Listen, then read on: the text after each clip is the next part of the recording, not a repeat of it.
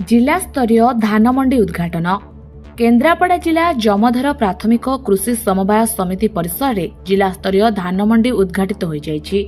जिलापाल रघुराम आर आयर मुख्य अतिथि भाव जोगदे उद्घाटन करिसेंति।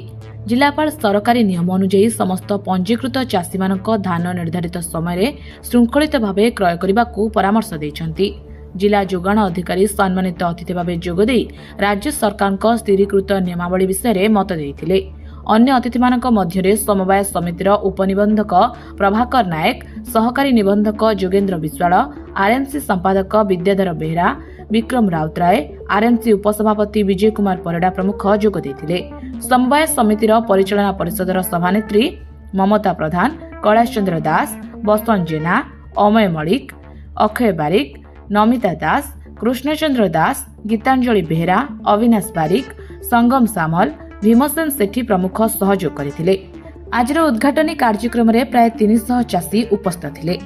केन्द्रापड़ारू सूर्यप्रकाश पाणी रिपोर्ट, ड्रीम्स राडो न्यूज।